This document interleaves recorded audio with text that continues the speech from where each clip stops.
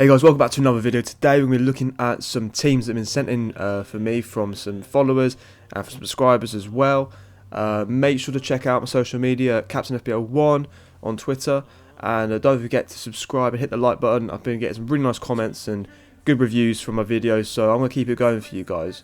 But yeah, these teams, I've got 5 teams here that are worth having a look at with some different players, and basically the key that works alongside this is my thoughts. Green is for like things that I think are good, orange are things that are not terrible but maybe have a second look at, and red is things I think should definitely change.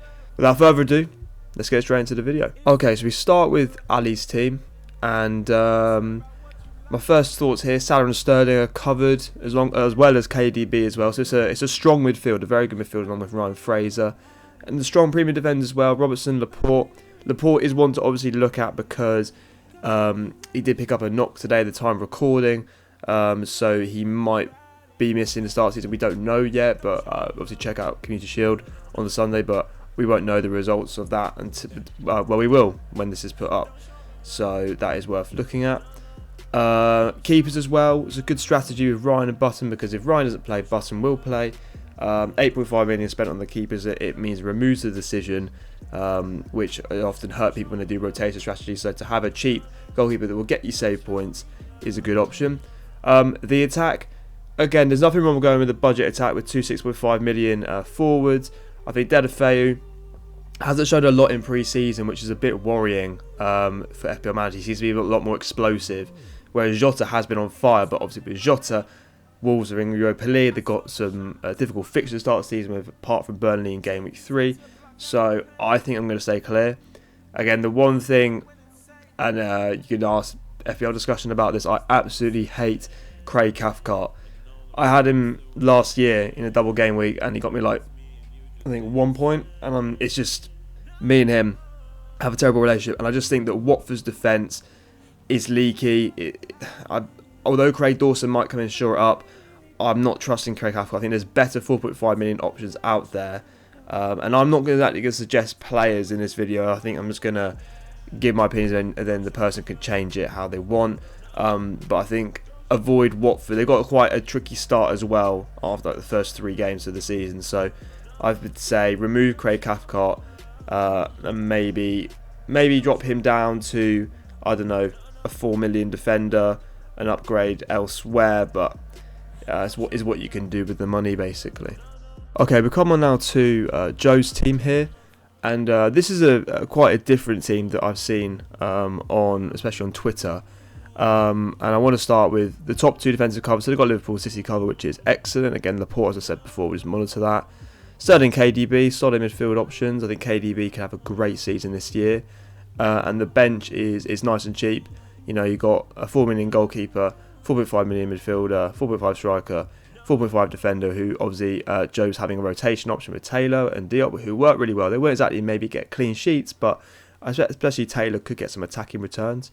And that's why I put it orange, just because it's the clean sheet thing. As a defender, you want them to be getting clean sheets, so it's a bit of a tricky one. But I think if you want to go with that and have a rotation option and spend the money elsewhere, absolutely fine. Ali and Kane, I've said, I think having Kane is fine, but having Ali is a bit risky. You're sort of loading up on Tottenham. Tottenham don't exactly have the best fixtures for the first 4 in terms of it's a nice one in one game week and a hard one the next one. So I think the plan is, as you guys know, my tactic is to wild card just before, in the international break before game week 5, and by then we can see if Ali is playing further forward, if he's also set in the Tottenham side, because you know the likes of Lamella has been playing really well in pre-season. It could easily take Ali's spot. So I think definitely choose Kane. Ali I would just stay clear of for the moment, just to see how he progresses. Obviously, big point, no Salah. I think to go without Salah is quite crazy, especially with Norwich conceding 7 goals in the past 2 pre-season games. You want to get on him. The Wesley punt, I like the idea, because Wesley has been performing well in pre-season, but he's a new player to the Premier League as well as playing in a promoted side, so we don't know how he's going to react to the high level. You just Tottenham away first is a very hard fixture, then Villa's fixtures ease up, but I think just avoid him for the first couple of games. This is what I do with promoted teams. I give him at least 5 games to adjust before I jump in any of them, because from past experience, we would say Mitrovic, where he got, I think, last season, game week 2, 16 points against Burnley. I got him in my team, and after that, he blanked for the next, I think he scored the next one and then blanked for the next 4. So you don't really want that. You want consistency. You want to get proven Premier League players. And the keeper situation, Stecklenburg is fine, but Begovic, I worry about. I think, with Mark Travers in the team, who's looking like a new young and upcoming goalkeeper, he might see less minutes, Begovic. So you're better off going with, say, either Nick Pope, Tom Heaton, Henderson, or Matt Ryan, keepers that you know will start at the 4.5 million bracket. So that's one thing to consider. Okay, we're coming to Jack's draft, and again, this is it's a nice one to talk about because there's a lot of different things in here, which is interesting. Mixing it up, not having so much the template team. So first of all, we'll start with a Liverpool defensive cover. Good to have Alexander-Arnold and Alisson. They're two firm picks. Again, I haven't put it on my thoughts, but I want to say it now that I am an advocate of not doubling up on defence. I think if you're loading up on them, clean sheets is obviously, if you get them, it's brilliant. If you don't, it's absolute heartbreak. So that's maybe one to consider for you, Jack. The goalkeepers, yeah, nice and solid. Got a 6 million to 4 million. You're not wasting any money on that bench. The front line, I like that front line. Aubameyang is a player who's looked really sharp in pre-season, and I think he should start. Again, obviously everyone knows about Jota and his appeal. Deulofeu again, it's one to monitor pre-season.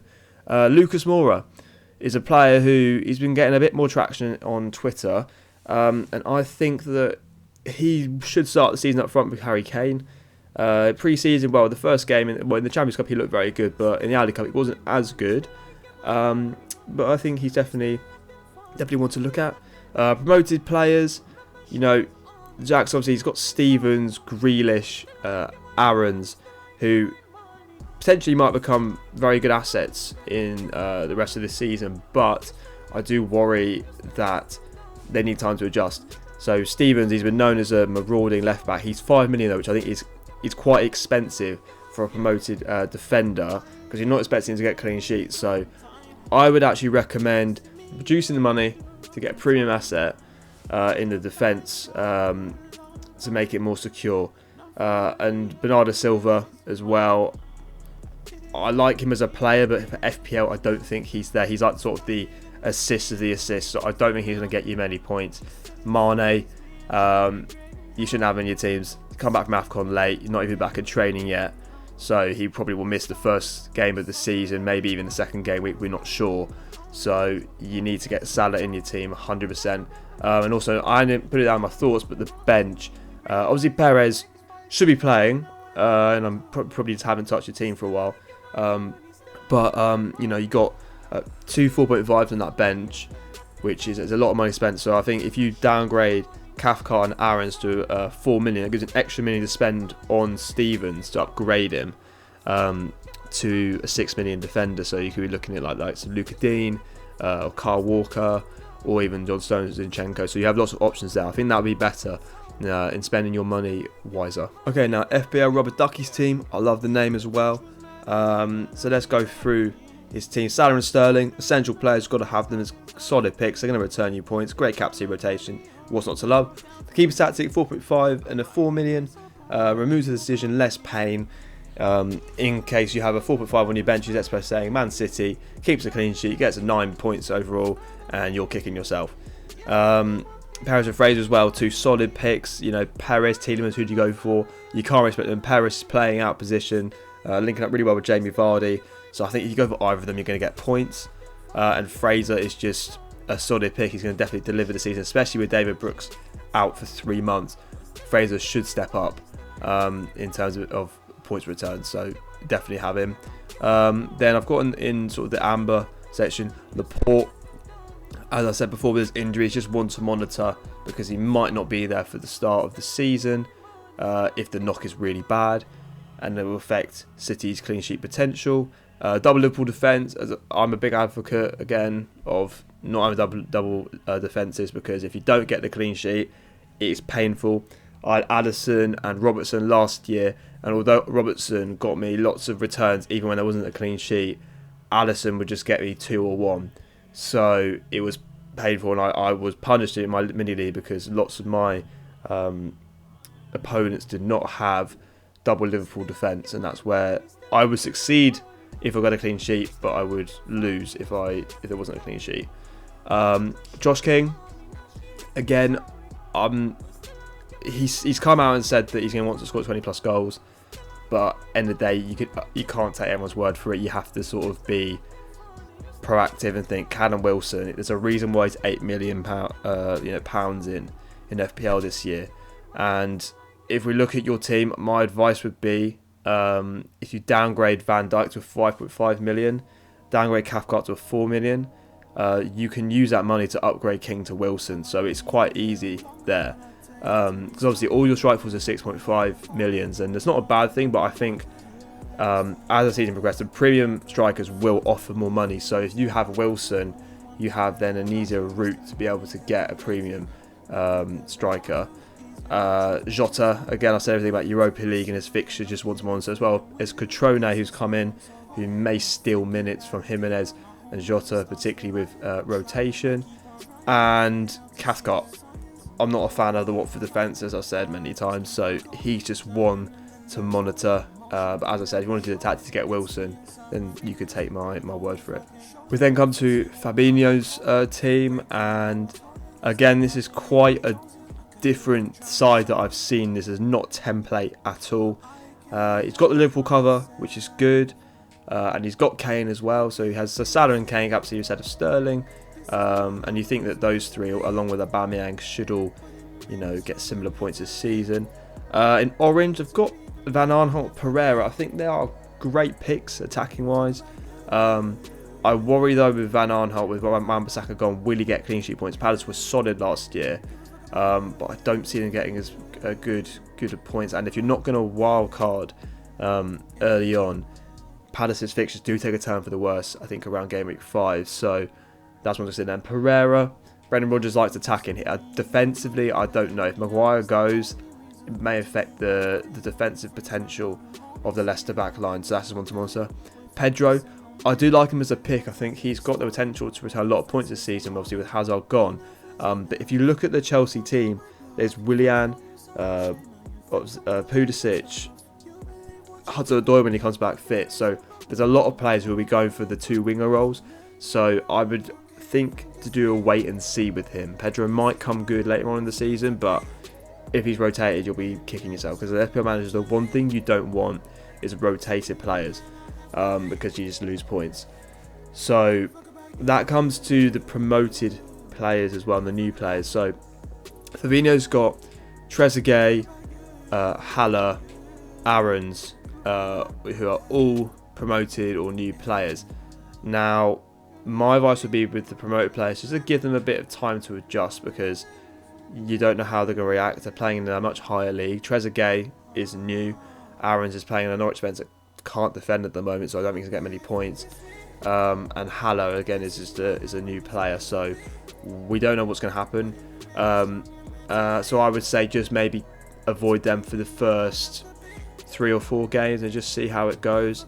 And then I would say the bench, having Westwood on there, who's 5.5 million, is a lot of your money just sort of sitting around and wasted. If you put to 4.5 million, you've got 1 million to spend, and that could be, for example, upgrading Haller to Callum Wilson, using the 0.5 elsewhere. Maybe upgrading Pereira to, Aymeric Laporte or Van Dijk. It just depends what you want to do with it, but I think don't have a lot of money on the bench. Have the cheapest players possible, but have at least one starter. So Dendoncker is a great option for the 5th midfielder for your team. But yeah, I think the team's got potential for the long run of the season, but I think for the short, we've got to think short term. Think the first 4 or 5 fixtures and just go from there. So that rounds up this video. I hope you enjoyed it. Something a bit different. I got the idea for Let's Talk FPL and FPL discussion who've done it or are going to do it. And I think you can't get a team right. It's gonna be certain players like Salah and Sterling. I think you've got to have them, but apart from that, there's not a 10 player. It's never a 10 player because some players might do well. We had 6 million players playing last year FPL, so there's loads and loads of combinations you can have to get the team that you want. And I just think read up on Twitter and watch on YouTube, for advice. There's loads of creators all over the FPL community, and just gather your opinions and work out what's best for you. And make sure to check out my social media, Twitter, Captain FPL1, and please subscribe as well, doing lots and lots of content. The season is very close now. When this goes out, it's about, I think, 3 days away, so absolutely gassed, and looking forward to Salah getting a hat-trick against Norwich, because that would just start the season beautifully. But yeah, hope you enjoyed, and I'll catch you in the next video.